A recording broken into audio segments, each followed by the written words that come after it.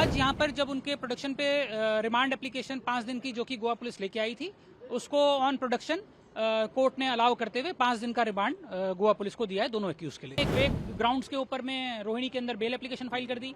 उसमें उन्होंने बोला हमारे को एंटीसिपेटरी बेल दे दी जाए, 4 हफ्ते का टाइम दे दिया जाए, हम जाके इन्वेस्टिगेशन ज्वाइन कर लेंगे। बट लेकिन वो बेल एप्लीकेशन रिजेक्ट हुई। रिजेक्ट होने के बाद ये लोग कंटिन्यू जहां पर भी मौका मिल रहा है वहां पर कोशिश कर रहे हैं कि किसी भी तरीके से कोई रिलैक्सेशन अगर मिल पाए तो ले लिया जाए। उस मृत्यु में जब वो 25 लोगों का जो डाटा है वो बताता है कि 20 लोग उसमें से जो मृतक हैं वो इनके ऑलरेडी क्लब के ही कर्मचारी हैं, एम्प्लॉयज हैं, और बाकी के 5 लोग उसमें टूरिस्ट हैं। जो 5 टूरिस्ट हैं उसमें से 4 लोग दिल्ली के रहने वाले हैं और एक व्यक्ति जो है वो दिल्ली से बाहर किसी अन्य राज्य के थे। जो चारों लोग दिल्ली के हैं उनके साथ और दुखद ये स्थिति है कि वो चारों एक ही परिवार के थे। दिल्ली के आईजीआई एयरपोर्ट पे फॉर्मली अरेस्ट किया। अरेस्ट करने के बाद इनको ट्रांजिट रिमांड पे दिल्ली की पटियाला हाउस कोर्ट से आज सुबह गोवा लाके प्रोड्यूस किया गया। और आज यहाँ पर जब उनके प्रोडक्शन पे रिमांड एप्लीकेशन 5 दिन की जो कि गोवा पुलिस लेके आई थी, उसको ऑन प्रोडक्शन कोर्ट ने अलाउ करते हुए 5 दिन का रिमांड गोवा पुलिस को दिया है दोनों एक्यूज के लिए। सर, वो एक्यूज जो है अपनी रियायत के लिए तबीयत का हवाला देकर के राहत मांग रहे थे, क्या उनकी बात कही थी कोर्ट के सामने? कोर्ट ने उन्हें क्या बताया? देखिए, मैं आपको बता दूं, ये आज ही ऐसा नहीं हुआ है। इवन जब ये लोग एब्सकॉन्ड कर रहे थे और देश से बाहर चले गए थे, उस वक्त से ही ये लोग ऐसे कोई टैक्टिक्स अपना रहे हैं और कोशिश कर रहे हैं कि कैसे भी करके हम लोग इससे स्केप हो जाएं। और पहले भी इन्होंने एक एंटीसिपेटरी बेल एप्लीकेशन अपनी रोहिणी कोर्ट में दिल्ली में फाइल की, जो कि वहां की कोई जुडिक्शन ही नहीं बनती थी, क्योंकि जो कि ऑलरेडी क्राइम गोवा में हुआ है, एफआईआर यहां पर रजिस्टर्ड है। बट लेकिन उन्होंने एक वेग ग्राउंड्स के ऊपर में रोहिणी के अंदर बेल एप्लीकेशन फाइल कर दी। उसमें उन्होंने बोला हमारे को एंटीसिपेटरी बेल दे दी जाए, 4 हफ्ते का टाइम दे दिया जाए, हम जाके इन्वेस्टिगेशन ज्वाइन कर लेंगे। बट लेकिन वो बेल एप्लीकेशन रिजेक्ट हुई। रिजेक्ट होने के बाद ये लोग कंटिन्यू जहां पर भी मौका मिल रहा है वहां पर कोशिश कर रहे हैं कि किसी भी तरीके से कोई रिलैक्सेशन अगर मिल पाए तो ले लिया जाए। सेम ऐसे ही आज जब गोवा पुलिस ने इनको गोवा की यहाँ पर कोर्ट में पेश किया था, 5 दिन की रिमांड एप्लीकेशन ग्रांट हुई है। उसी के साथ में उसके आर्ग्यूमेंट करते वक्त जो कि एक्यूज के द्वारा ये बात कही गई कि उनकी स्पाइन को लेके या फिर उनके कुछ हेल्थ इश्यूज हैं, जिस बात पे उन्होंने रिक्वेस्ट करी कि उनको कम से कम डनलप का गद्दा ड्यूरिंग पुलिस रिमांड मिल जाए, जिस बात को स्टेट ने बहुत सख्ती से अपोज किया। और स्टेट के साथ साथ हमने बीइंग विक्टिम फैमिली हमने भी इस बात को अपोज किया, जिस बात को कोर्ट ने कंसिडर भी करा।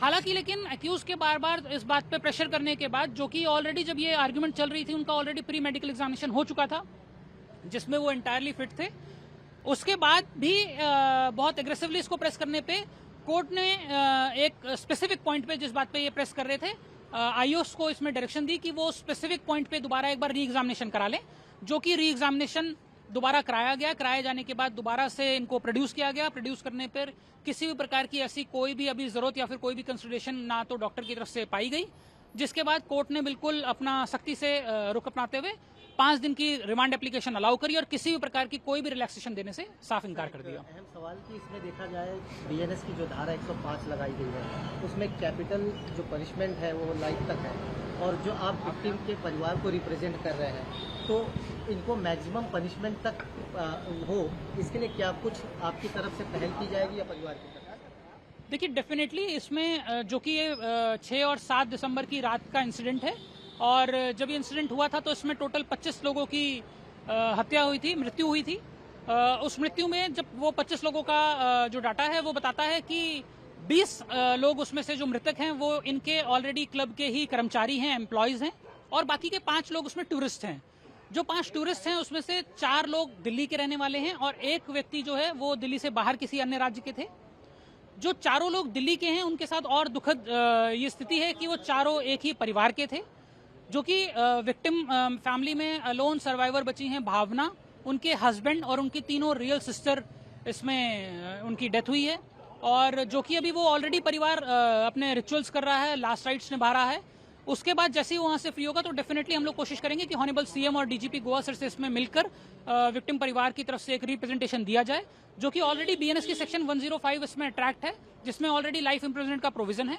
बट लेकिन इसमें हम लोग कोशिश करेंगे कि विक्टिम की तरफ से ये बात बिल्कुल एग्रेसिवली कही जा रही है कि इसमें कैपिटल पनिशमेंट होनी चाहिए, तो इसमें हम लोग रिप्रेजेंटेशन देंगे कि फर्दर जो भी सेक्शन इसमें एड ऑन हो सकता हो as per provision of law, और साथ ही साथ जो भी इसमें मैक्सिमम से मैक्सिमम लोग जिनको अभी इसमें छोड़ दिया गया है, या फिर छोड़ दिया गया है भी नहीं बोल सकते, इसमें भी बोलेंगे कि अभी इन्वेस्टिगेशन चल रही है, लेकिन उनके ऊपर सबके ऊपर इन्वेस्टिगेशन हो जाए कि जिसने अथॉरिटीज का काम था ये देखना कि ये क्लब ठीक से चल रहा है कि नहीं चल रहा है, लाइसेंसेस सब कुछ पूरे हैं कि नहीं है, फायर अरेंजमेंट्स हैं कि नहीं है, तो वो किन किन लोगों पे क्या क्या नेग्लिजेंसी थी, तो उन सबको भी इसमें बाउंड डाउन किया जाए और इंश्योर किया जाए कि उनके खिलाफ भी सख्त से सख्त कार्रवाई होगी। तो जो भी प्रोविजन होगा उसके बाद मिलकर इसमें जो रिप्रेजेंटेशन देनी होगी वो हम लोग इसमें ऑनरेबल सीएम को भी और डीजीपी गोवा साहब को भी मिलकर जरूर देंगे।